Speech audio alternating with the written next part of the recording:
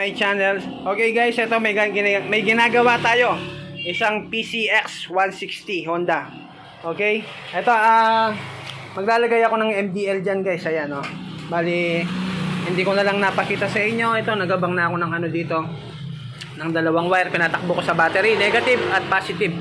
Okay, with fuse yan. Pero tinanggal ko muna yung fuse kasi magre-rewiring tayo ng relay niya at yung MDL para maiwasan yung pagka shortage. Okay, kasi kapag tumama sa metal yan, mag-spark. Okay? Yan. Ito na sila guys. Yan, ito yung gamit kong relay, yung Boss. Okay? Ito na yung kanyang ito yung domina niya. Ayan, pinagapan ko na dito. Domina or domino. Yan, pero ito domina. Lumina Pro. Ayan, Lumina Pro to. Okay. Ito pinagapan ko dito, lumabas yan guys. Ito medyo babalutan ko na lang ng tip to. Ito yung common niya guys, yung brown. Tapos ito yung dilaw tsaka yung red na itatap ko sa kanyang MDL.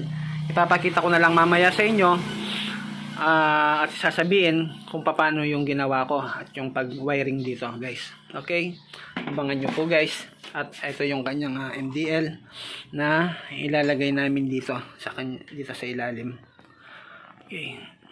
Okay guys, shoutout pala sa may-ari nito na si Boss Joshua D. Ito from Batangas City. Kalipa. Patrick Garcia. Okay, ito guys dumayo siya dito para ilagay natin yung MDL guys. Okay. Guys, ito na yung balas niya guys ng MDL. Pinadaan ko na lang doon sa ilalim. Yan para sabay-sabay na yung wiring natin. Okay, ito pala guys, ayaw ng may-ari na may passing light.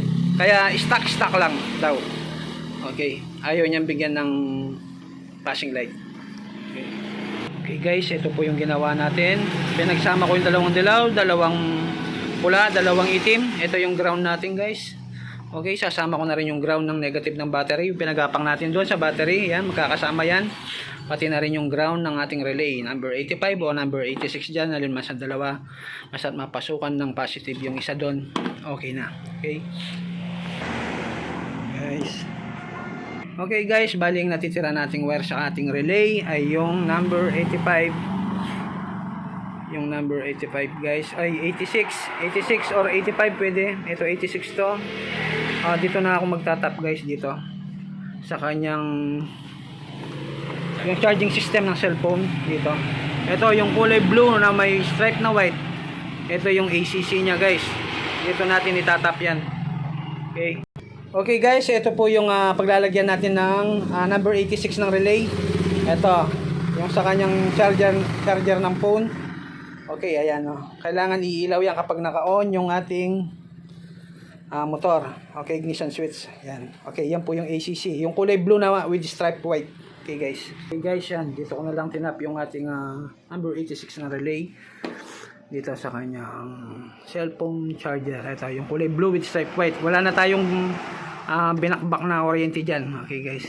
Para maganda. Yan. Stock pa siya. Sige nga. Subukan. Yan.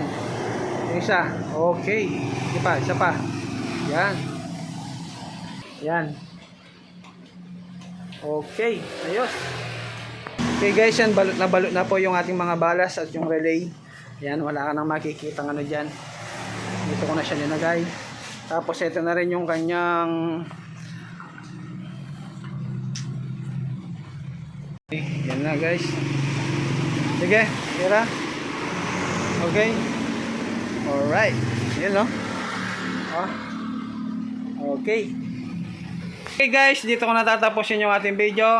Shoutout po sa inyo lahat. Okay. Shoutout kay Boss Joshua din. Okay.